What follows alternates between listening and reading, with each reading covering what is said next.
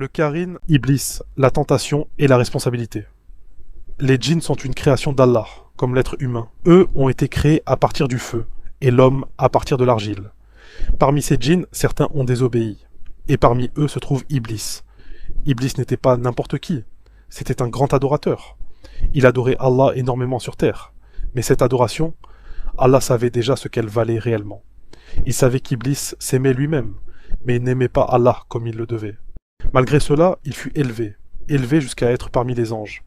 Il accomplissait leurs actions, il montait avec eux, il descendait avec eux. Quand Allah ordonnait quelque chose sur terre, les anges étaient envoyés. Et Iblis en faisait partie. Son rang est devenu immense. Mais tout ça, c'était une épreuve.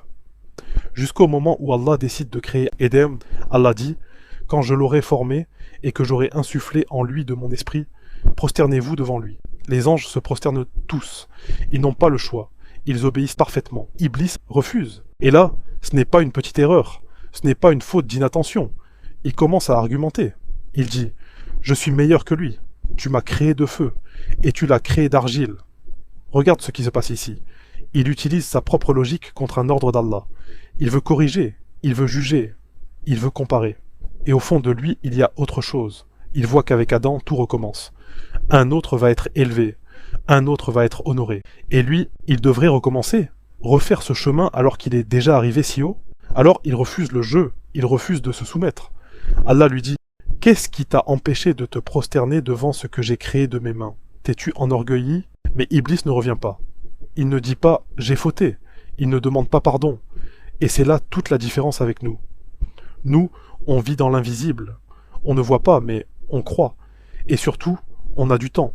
20 ans, 30 ans, 50 ans, 100 ans. Et pendant tout ce temps, la porte du repentir est ouverte. Peu importe ce que tu as fait. Tant que tu n'es pas mort, tu peux revenir. Mais Iblis, lui, ce n'est pas une erreur par faiblesse. C'est un choix conscient face à la vérité. Alors il est exclu. Et là, il fait un serment. Il dit en substance, il va tout faire pour égarer les humains. Mais attention, son pouvoir est très limité. Il ne force pas. Il ne t'oblige pas. Il te suggère seulement. Il te dit, prends ça, personne ne te voit. Fais-le, tu vas en profiter. C'est tout. Et toi, tu choisis. Et au jour du jugement, quand tout sera terminé, quand les gens du paradis seront au paradis, et que les gens de l'enfer seront en enfer, Iblis parlera. Il dira, Allah vous a promis la vérité. Moi je vous ai promis. Mais je vous ai menti. Je n'avais aucun pouvoir sur vous. Sauf que je vous ai appelé. Et vous m'avez répondu. Voilà, tout est là. Il y a deux types de personnes. Celui qui entend l'appel et qui répond. Et celui qui entend, mais qui se retient pour Allah. À l'un, il dira « Je t'ai appelé et tu m'as suivi ». À l'autre « Je t'ai appelé, mais tu as refusé ». Donc comprends bien, la tentation existe, mais la décision, c'est toujours la tienne. Le Karin est un djinn parmi les shayatines, donc un subordonné d'Iblis. Il est assigné à chaque être humain comme compagnon, et l'accompagne toute sa vie, avec pour rôle principal de lui suggérer des tentations. Mais concernant les djinns, c'est une toute autre affaire. Ce n'est pas simplement le waswas, ce n'est pas simplement une suggestion, ce n'est pas seulement cette voix intérieure qui te pousse. Le Iblis, lui, ne contrôle pas ta volonté. Il t'appelle seulement, il te suggère, il embellit, il insuffle, puis toi, tu choisis. D'autres djinns, c'est différent. Le djinn peut agir sur la personne d'une manière beaucoup plus profonde. Il peut perturber l'esprit, il peut perturber le comportement, il peut influencer les émotions, il peut pousser jusqu'à la confusion, parfois même jusqu'à la folie. Il peut faire aimer ce que la personne déteste normalement, et faire détester ce qu'elle aimait auparavant. Et beaucoup de gens confondent cela avec le waswas. Mais ce n'est pas la même chose. Beaucoup confondent le trouble obsessionnel avec le Karin. Mais c'est faux.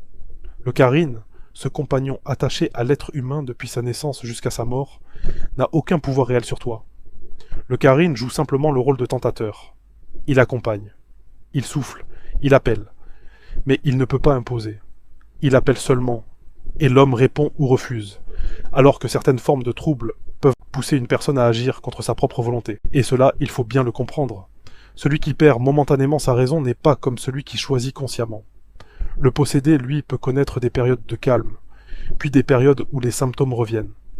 Parce que les djinns agissent souvent par intermittence. Les manifestations apparaissent, puis disparaissent, puis reviennent. Mais si un état reste constant, sans interruption, alors il peut s'agir d'une maladie qui n'a rien à voir avec ce domaine. Il faut donc distinguer entre ce qui relève du spirituel et ce qui relève du médical. Concernant Iblis, son affaire est déjà scellée. Son sort est connu. Il ira en enfer. Mais pour les djinns, ce n'est pas pareil. Parmi les djinns, il y a des croyants, des musulmans, des injustes, des rebelles. Comme chez les humains. Parmi eux, il y a toutes sortes de croyances. Chrétiens, athées, bouddhistes et autres. Exactement comme chez les hommes. La différence est importante. Le Karine, lui, restera avec son humain jusqu'au jour du jugement.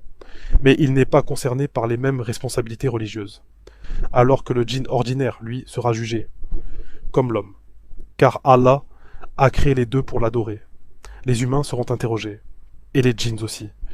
Mais Iblis, lui, son jugement a déjà été prononcé. Et lorsque une personne est touchée par un djinn, par une influence, par une oppression, le plus important n'est pas de regarder sa propre force. Le plus important est de comprendre ce que signifie.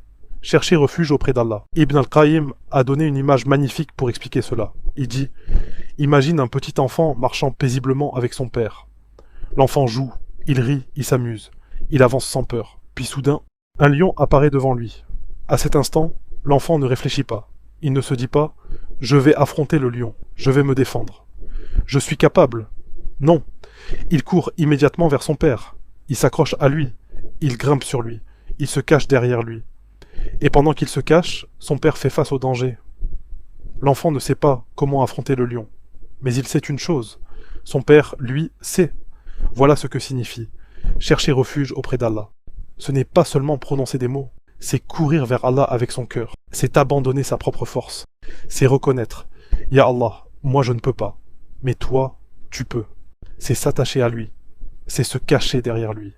C'est lui confier entièrement l'affaire. Car tant que tu comptes sur ta propre force, tu es encore faible. Mais quand tu entres dans la protection d'Allah, ce n'est plus toi qui affrontes. C'est Allah qui protège.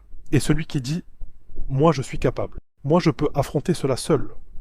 Moi je maîtrise. » Celui-là est souvent déjà trompé. Car la plus grande ruse d'Iblis, c'est de faire croire à l'homme qu'il peut se suffire à lui-même. Or, la réussite ne vient pas de ta force, elle vient de ta sincérité. Tu peux lire le Coran. D'autres lisent le Coran aussi. Mais une lecture sincère n'est pas comme une lecture mécanique. Ce n'est pas la langue seule qui agit, c'est le cœur. Et souvent, si certaines personnes deviennent vulnérables, c'est à cause de leur propre négligence. La première protection, ce sont les 5 prières. Quand elles disparaissent, la première barrière tombe. La deuxième protection, ce sont les invocations du matin et du soir. Quand elles disparaissent, le second bouclier tombe. Et quand les deux disparaissent, la personne devient exposée, complètement exposée. Parfois, un djinn peut atteindre une personne sans sorcellerie, sans mauvais œil préalable. Les causes sont multiples. Parfois par jalousie, parfois par attirance, parfois par désir. Il peut arriver qu'une personne se découvre sans protection, sans invocation, dans un lieu comme la salle de bain ou ailleurs. Et certaines narrations mentionnent que le rappel d'Allah protège même dans ces moments-là. Muhammad sallallahu alayhi wa sallam a enseigné que le rappel d'Allah constitue un voile entre la nudité des enfants d'Adam et le regard des djinns.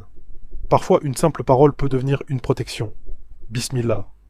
Et combien de gens négligeant des protections immenses parce qu'elles leur paraissent donc simples. Et lorsqu'on enlève ses vêtements, ce n'est pas un acte anodin. Même dans l'intimité, même entre époux. Avant d'enlever ses vêtements, il faut mentionner le nom d'Allah, dire Bismillah. Par cette simple parole, Allah place un voile. Un voile entre ta nudité et le regard des djinns. Et cela concerne aussi ton épouse. Ce sont des choses que beaucoup négligent, alors qu'elles sont d'une protection immense. Car les djinns, sans cette protection, peuvent voir. Mais avec le rappel d'Allah, ils ne peuvent plus rien faire. De la même manière, quand tu entres dans une pièce, les djinns occupent les endroits. Ils circulent. Ils vivent, même si toi tu ne les vois pas. Quand une porte est fermée longtemps, ils peuvent s'y installer, s'y reposer, y prendre leurs aises. Et si tu entres sans mentionner le nom d'Allah, tu peux, sans le vouloir, nuire à l'un d'eux. Et lui peut te nuire en retour. Parfois, fortement. Alors qu'il suffisait d'une parole. Bismillah. Quand tu entres quelque part, mentionne Allah. Quand tu allumes la lumière, mentionne Allah. Quand tu entres dans une maison, même vide, salut. Dis Salam alaikum. Car ce salut ne revient pas dans le vide, c'est un salut venant d'Allah. Tu annonces ta présence. Tu informes le monde invisible. Et ceux qui sont là se retire. Mais si tu entres sans rien dire, sans conscience, sans précaution, tu peux être atteint simplement par ignorance, même dans des gestes du quotidien. Par exemple, verser de l'eau bouillante. Tu vois un évier, tu vois une canalisation, mais tu ne vois pas ce qu'il y a derrière. Si un djinn s'y trouve, et que tu verses sans précaution, tu peux lui causer du tort, et lui peut réagir. C'est pour cela qu'on dit « Bismillah », toujours. Dans les toilettes aussi. Avant d'entrer, tu dis « Oh Allah, protège-moi contre les démons et contre le mal ». Tu entres du pied gauche. Tu respectes les enseignements de Muhammad, sallallahu alayhi wa sallam. Tu évites de faire face ou de tourner le dos à la Qibla. Tu ne parles pas inutilement, car ce sont des lieux particuliers. Même les anges scribes n'y entrent pas avec toi. Puis tu sors du pied droit en disant « Je te demande pardon, Refrank ». Regarde bien. Tout cela, ce ne sont pas des superstitions. Ce ne sont pas des paroles vides. Ce sont des enseignements prophétiques. Une guidance, une protection, une lumière. En les appliquant, tu te protèges des djinns, des humains, mais aussi de ce que tu vois et de ce que tu ne vois pas. Des maladies, des nuisances, des causes apparentes et invisibles. Et tout cela par la grâce d'Allah.